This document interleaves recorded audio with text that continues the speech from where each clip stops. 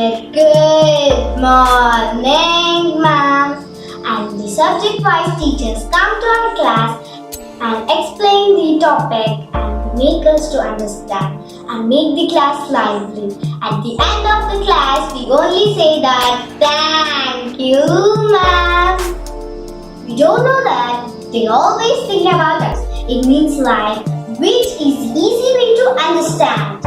I'm going to tell an interesting story about a teacher and a student named Teddy and Mrs. Thomson.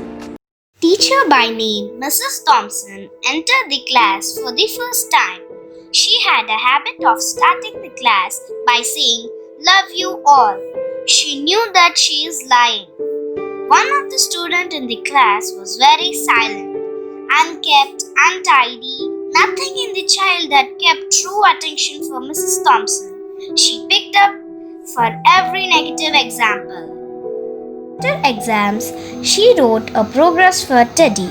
HM has to countersign every progress report. She saw Teddy's report. HM called Mrs. Thomson and told her, "Progress report reports some progress of the student, and the parents should feel that the child has a future." Mrs. Thomson answered, "I have nothing positive to write about Teddy." Immediately, HM told administrative staff of the school to trace previous class records of Teddy and send it across to Mrs. Thomson's class. Mrs. Thomson saw third class progress report of Teddy. Teddy is the brightest child in the class. She was shocked. She saw fourth standard progress report, and the report suggested that his mother is suffering with a terminal cancer. She is not giving attention to Teddy. Fifth standard progress report read, "Teddy has lost his mother and along with that himself. He needs help, otherwise we lose this child." Mrs. Thomson had tears in her eyes. She replied to HM, "Now I know what to do." For every positive example, Teddy's name was called. Last day of the school came. They all brought some gifts to the teacher. There was a gift wrapped up in an old newspaper. Mrs. Thomson identified this is from Teddy. In that, half-used perfume bottle and a bracelet from which few stones are already fallen. Whole class laughed by seeing the gift. Mrs. Thomson took the half-used perfume bottle and sprayed it on her and wore the bracelet. With a smile, Teddy told, "Now you're smelling like my mother. This is the last perfume she used when she left me. This is the bracelet is removed from the body before she kept in coffin."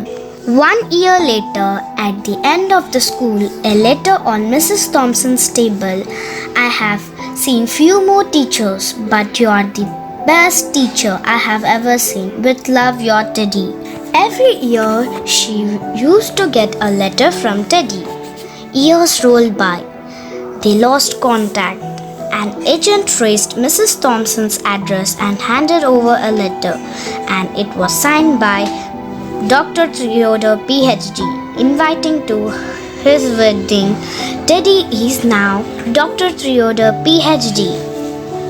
She wore the bracelet which Teddy had given to her and went to the wedding. She was asked to sit in the first row, showing a placard written, "Mother." Dr. Theodore whispered to Mrs. Thomson, "You're closest to my mother than I have ever experienced. Whatever I am today is because of you, ma'am." After wedding, Theodore introduced Mrs. Thomson to his wife. "Without her, I wouldn't be where I am today." Tears rolled from Mrs. Thomson. She told newly wedded women, "Without Teddy, I wouldn't realize a teacher must first be a mother to every student and only then a teacher." Teacher is the second mother to every student.